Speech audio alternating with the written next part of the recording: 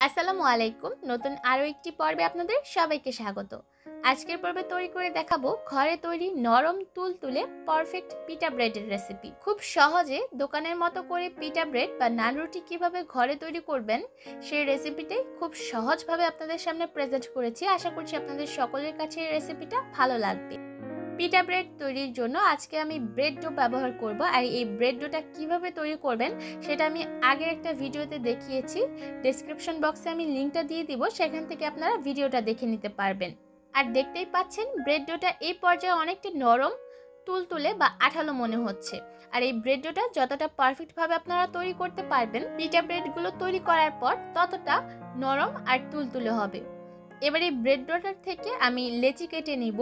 আমি যেই পরিমাণ ব্রেড ডো নিয়েছি তাতে মোট 4টার মতো পিটা ব্রেড বা নান রুটি হবে। এবার একটা লেচি আমি নিয়ে নিব, আর বাকি 3টাকে আবারও একটা ঢাকনা দিয়ে ঢেকে রেখে দিব যাতে উপরের অংশটা ড্রাই না হয়ে যায়। এবার এই লেচিটাকে ভালোভাবে মথে নিব।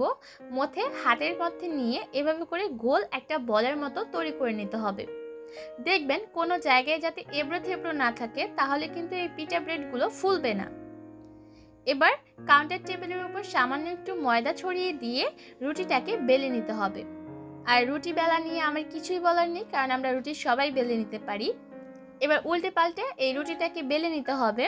তুলনামূলক মোটা করে এই রুটিটাকে একটু বেলে নিব। আমরা পরোটার জন্য যেভাবে রুটি বেলে থাকি ঠিক সেইভাবে রুটিটাকে বেলে নিতে হবে। এই যে দেখতে পাচ্ছেন রুটির পুরুত্বটা আপনারা নিশ্চয়ই দেখতে পেরেছেন। ঠিক এরকম মোটা করে সবগুলো রুটি আমি বেলে নিব। এভাবে করে প্রতিটা রুটি বেলে নিব আর এগুলোকে সেঁকে নিব। পিঠা ব্রেডটাকে সেঁকে নেওয়ার জন্য চুলায় একটা প্যান বসিয়ে হাই হিটে ভালোভাবে গরম করে নিয়েছি। তারপর চুলার আঁচ মিডিয়াম করে দিয়ে রুটিটাকে হাঁড়ির মধ্যে দিয়ে দিতে হবে। তারপর 30 সেকেন্ড পর আমি রুটিটাকে উল্টে দিয়েছি। উল্টে দিয়ে আবারও 30 সেকেন্ড অপেক্ষা করেছি। তারপর আবারও রুটিটাকে উল্টে দিয়েছি।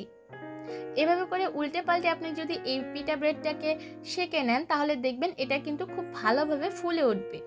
এই যে দেখতে পাচ্ছেন এর মধ্যে কিন্তু পিঠা ব্রেডটা ফুলে উঠেছে। আপনারা চাইলে একটু লালচে করে ওই পিঠা ব্রেডগুলোকে সেঁকে নিতে পারেন, আবার চাইলে একটু সাদাটে করেও সেঁকে নিতে পারেন। সেক্ষেত্রে এই পিঠা ব্রেডটাকে একটু কম সেঁকে নিতে হবে।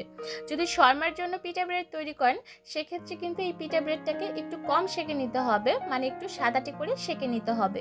একইভাবে করে আমি সবগুলো পিঠা ব্রেড সেঁকে নিব। আর হ্যাঁ, পিঠা ব্রেডগুলোকে সেঁকে নেওয়ার পরপরই কিন্তু এরকমভাবে ফোল্ড করা যাবে না, তাহলে কিন্তু পিঠা ব্রেডগুলো মাঝ বরাবর দিয়ে ভেঙে যাবে। তাই পিঠা ব্রেডগুলো ঠান্ডা হওয়া পর্যন্ত আমাদের অপেক্ষা করতে হবে এই পিঠা ব্রেডগুলোকে ফোল্ড করার জন্য।